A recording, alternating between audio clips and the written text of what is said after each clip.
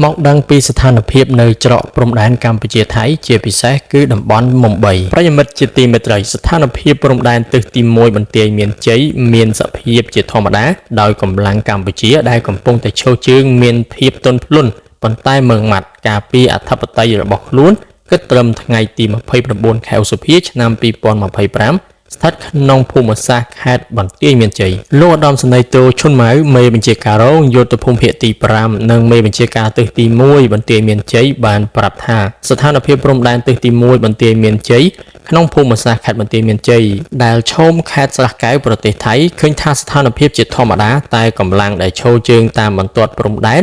មានភាពទន់ភ្លន់តែម៉ឺងម៉ាត់ដើម្បីការពារអធិបតេយ្យភាព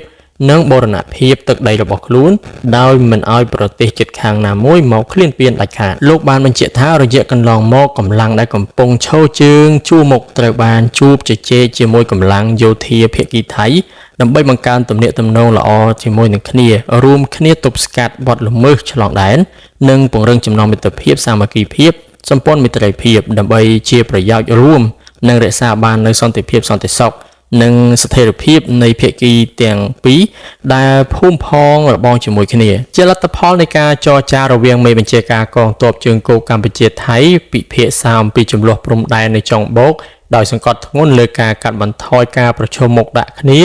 និងរក្សាទំនាក់ទំនងគ្នាបើយោងតាម The Standard បានឲ្យដឹងថានៅវេលាម៉ោង3រសៀលថ្ងៃទី29ខែឧសភាឆ្នាំ2025នេះអគ្គមេបញ្ជាការនៃកងទ័ពភូមិន្ទថៃបានជួបពិភាក្សាការងារជាមួយនាយឧត្តមសេនីយ៍ម៉ៅសុផាន់មេបញ្ជាការកងទ័ពជើងគោកកម្ពុជាដើម្បីដោះស្រាយជម្លោះបន្ទាប់ពីការប៉ះទង្គិចគ្នារវាងទាហានថៃនិងកម្ពុជានៅចុងបូកខេត្តឧបលរាជធានី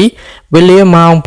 5:45 នាទីព្រឹកថ្ងៃទី28ខែឧសភាកន្លងទៅជាមួយនឹងកិច្ចប្រជុំដែលមានរយៈពេលប្រមាណជា1ម៉ោងនិង20នាទីបានធ្វើសេចក្តីសន្និដ្ឋានរួមមានចំនួន3គឺ1អនុញ្ញាតឲ្យភាគីទាំងពីរដោះស្រាយបញ្ហានេះតាមរយៈគណៈកម្មាធិការព្រំដែនរួម JBC ដែលនឹងប្រព្រឹត្តទៅក្នុងរយៈពេល2ទៅ3សប្តាហ៍ខាងមុខនេះ2សូមឲ្យភាគីទាំងសងខាងយល់ព្រមនៅត្រង់ចំណុចសមស្របមួយដើម្បីកាត់បន្ថយការប្រឈមមុខដាក់គ្នានៅតំបន់ព្រំដែននិងចំណុចទី3ភាគីទាំងពីរគួរតែរក្សាទំនាក់ទំនងគ្នាឲ្យបានល្អនិងអនុវត្តការអត់ធ្មត់ក្នុងការដោះស្រាយបញ្ហាផ្សេងៗ